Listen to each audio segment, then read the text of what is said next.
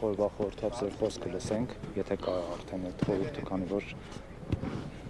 հաշվի առնող հանգամանքներից։ Շնորհակալ եմ։ Օրվա խորհրդի հետ կապված կասեի, որ այսօրը մեր պատմության, մեր հիշողության օրն է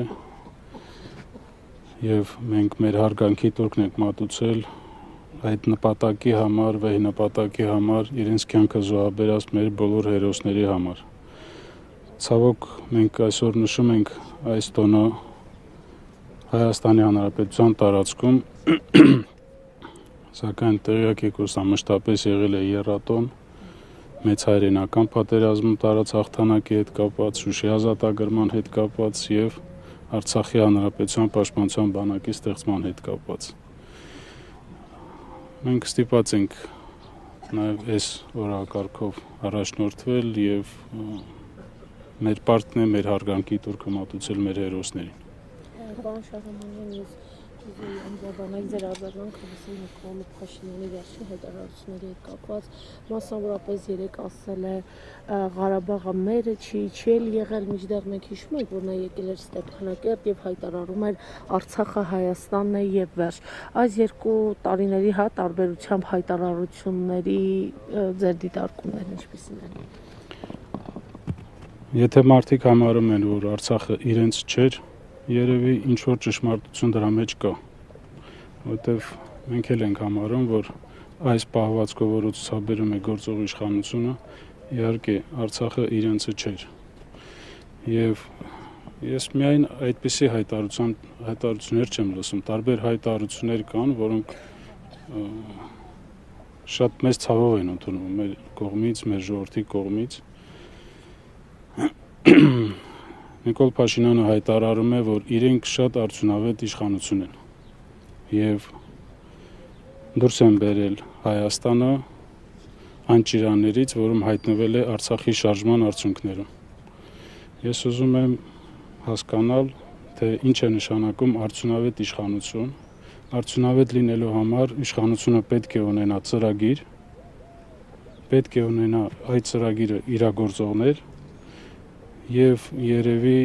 հենց դա ի նկատի ունի Նիկոլ Փաշինյանը եւ հայտարարում է, որ իրենք արդյունավետ իշխանություն են, որովհետեւ իրականացնում են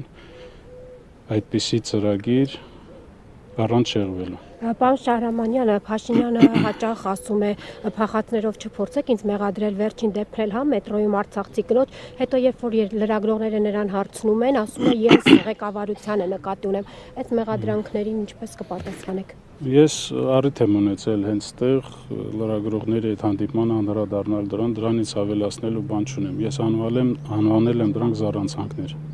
Պարոն Շահրամանյան, Փաշինյանը քարոզարշավ է իրականացնում Տեր կանուր խաղաղությանը լոզունգով, հայց մայկաների վրա խաղաղություն բառն է, իրենց ավտոբուսների վրա խաղաղությունը օրակարգը այդպիսին է եւ այսօր էլ մայիսին անդրադառնալով նշել է, որ մայիսինը չի շնորհավորել, նշել է, որ մայիսինը նշում են Հայաստանի եւ Ադրբեջանի միջեւ հաստատված խաղաղության պայմաններում, նախ նրա մասին, որ Ադրբեջանի հետ հնարավոր է խաղաղություն պահպանել, այդ երաշխավորությունը, այդ չգիտեմ, զսպումը Ադրբեջանի կողմից կարելի է սպասել, ակնկալել, եւ երկրորդ ասում է, եթե ես չլինեմ, սեպտեմբերին աղետալի պատերազմ է լինելու, եթե հաստատված է խաղաղությունը, պարոն Շահրամանյան, ինչու պետք է լինի պատերազմ։ Ինձ թվում է ձեր հարցերը դուք պետք է ուղղեք այդ խաղաղությունը բերողներին։ Մենք բազմաթիվ անգամ հայտարարել ենք, որ մենք դեմ չենք խաղաղությանը։ Ցանկացած գործողություն, որը տարածաշրջանում մեր հարևան երկրների հետ խաղաղություն կբերի, մենք կողմ ենք եւ նաեւ աջակցում ենք։ Բայց այլ հարցա թե ինչպիսի որակի խաղաղություն ենք ունենալու եւ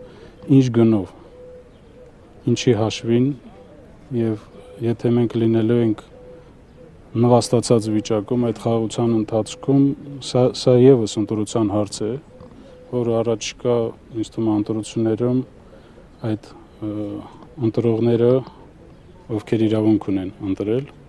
պետք է իրենց կարծիքը արտահայտեն։ Այս պայդրությամբ այդ խաղաղությունը ձեզ նվաստացած է։ Իսկ դուք ո՞նց եք զգում, նվաստացած է։ Ես դες չեմ հարցնում։ Իհարկե նվաստացած է։ Եթե մենք չունենք մեր հայրենիքի մի մասը, եթե զավթված է, օկուպացված է Հայաստանի տարածքի մի մասը, ոնց կարելի է ասել,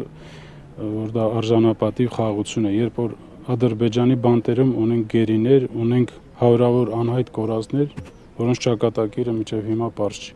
Եվ պետք է այդ ուղղությամբ աշխատանք իրականացվի, թե ոչ։ Թեև Նիկոլ Փաշինյանը ասում է,